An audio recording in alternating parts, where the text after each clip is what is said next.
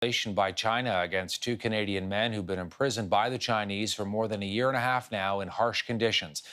China formally charging the men with espionage-related charges. This is a diplomatic setback for the Trudeau government. They've been trying to secure the release of those two men since December of 2018. Michael Spavor, Michael Kovrig arrested in what some say was payback by the Chinese after Canada detained the chief financial officer of telecom giant Huawei that same month. Justin Trudeau saying this today on the new charges. We will continue to advocate for their release, for their return to Canada, while highlighting, of course, that we have an independent judicial system that is going through its rigorous processes in a way that is separate from political interference. This is an important issue that we will keep working on, not with just directly with the Chinese government, but alongside our allies and friends around the world who are equally concerned with this arbitrary detention. We've got two leading voices on Canada-China relations to bring into the conversation here. Hampson is the Chancellor's Professor at Carleton University. Brian Lee Crowley, Managing Director at the Macdonald-Laurier Institute. Gentlemen, always good to have the two of you with us on CTV. Fen, if I can start with you, your take on this news. Well, it's not good news because the Chinese are now embarked on a series of steps that are going to make it very difficult for them to step down.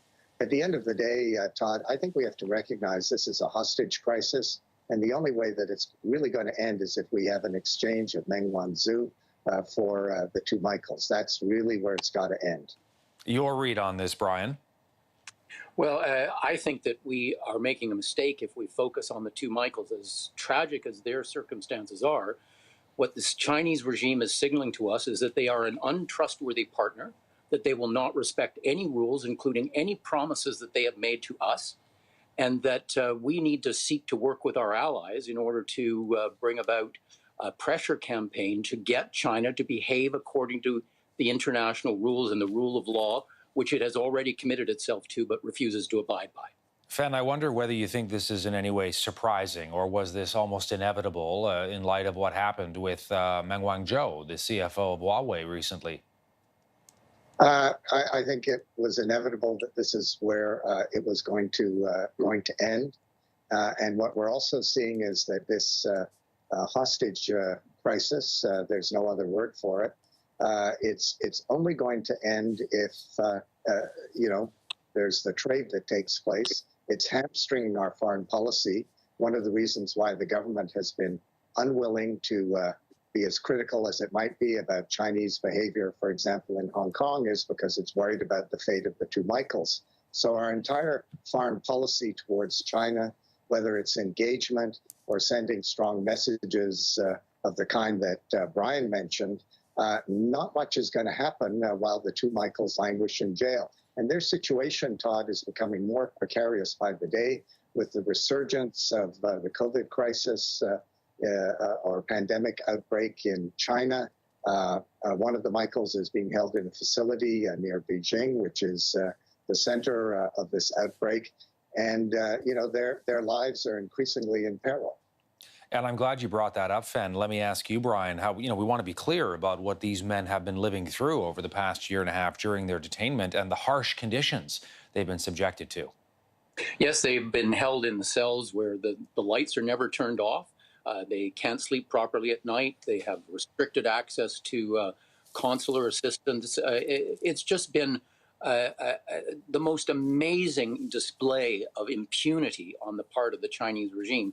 And in terms of, in effect, an exchange of prisoners where we might hand over Meng Wanzhou in exchange for the two Michaels, I have to say, that would simply be a recognition of the fact that any country that doesn't like Canada's policy simply has to kidnap a couple of its citizens and threaten them in order to make Canada abandon its policy. I think it's a feckless and cowardly policy. Yeah, Fen, you wanted to jump in. If I could jump in on that, I mean, one of the concerns here is that we're going to upset the Americans if we don't, continue with this extradition process. But bear in mind, this past week, the Americans exchanged Iranians who are being held in jail in the United States to secure the release of hostages of American citizens in Iran. And they've done that more than once. This goes on all the time. So the notion that, we can't make this kind of exchange with China as a matter of principle, I think, really flies against the reality of certainly the way our southern neighbor is behaving. And let's also bear in mind that President Trump has been enormously cavalier about this case. The reason this extradition process began is because Meng Wanzhou is under criminal investigation in the United States.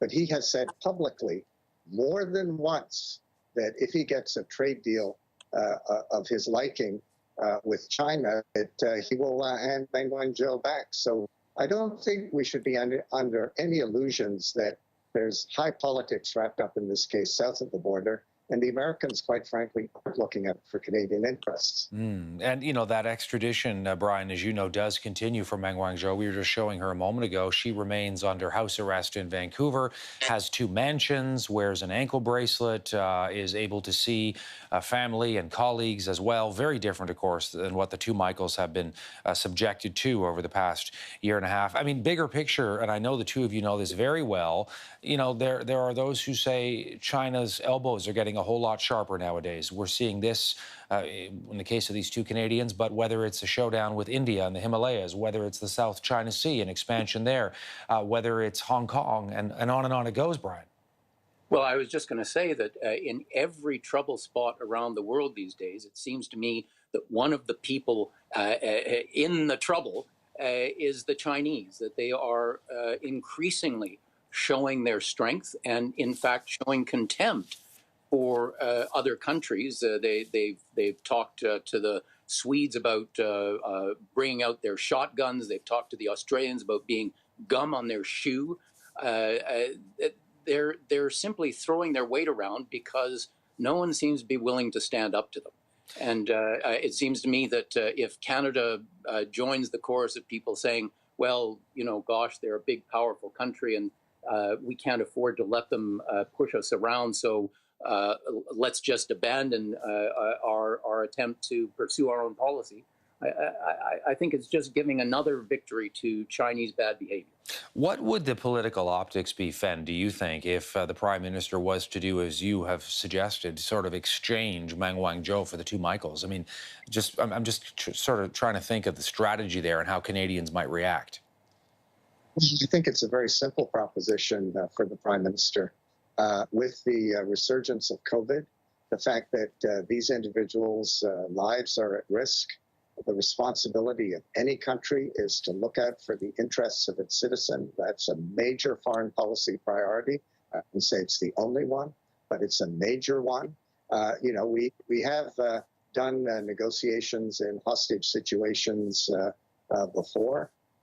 And I would say that, if we're going to stand up to the Chinese, we shouldn't be standing up to the Chinese on the basis of 2 men whose lives are now at risk and whose future is at risk with what's going on. The Chinese have made it quite clear that they're prepared to do a trade. We're hamstrung by this case in terms of standing up to the Chinese on the issues that really matter, such as whether Canada is going to embrace 5G technology from China, from Huawei or not, whether we're going to stand up to the Chinese on Hong Kong, because our government, quite frankly, is worried about jeopardizing these 2 individuals by being too critical of the Chinese. And, those are the issues to stand up to the Chinese on, not the fate of 2 Canadians who are pawns in this game who didn't do anything to deserve the treatment they're getting now at the hands of the Chinese. Yeah, this is really. Go ahead, Brian. Surely the point is, if we give in on this, the next time, whether it's on Huawei or any other issue the Chinese feel strongly about, they'll just kidnap someone else. It's the whole point. They don't respect any rules, and they're trying to bully us. And if we give in the way that Fen is suggesting, it will just create a set of circumstances in which the Chinese will continue to bully us every time they don't like what we're doing. And so, Brian, I just want to get your read on and the 3 of us have talked a lot about this, of course, over the past year and a half. But, I mean, realistically, we are a middle power. We are caught up in this game, this situation, being squeezed by the Chinese, by the Americans. What can we actually do? Well, we mustn't.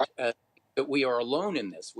There are many other countries that are facing similar circumstances. The Swedes have a citizen who's been kidnapped by the Chinese. The Japanese will tell you they've got citizens being held by the Chinese arbitrarily. We have a number of allies and friends who are very concerned about Chinese behavior, and we should be seeking to form coalitions with them. We should be talking about Magnitsky sanctions. We should be talking about leaving the Chinese-led Asian Infrastructure Investment Bank, diversifying our trade away from China, freedom of navigation missions in the South China Sea, welcoming Hong Kongers fleeing China's tightening grip. There's a series of measures that we could take to express to China our displeasure with their actions. Gentlemen, we're going to have to leave it. Yeah, Fen, just quickly, last word. Yeah.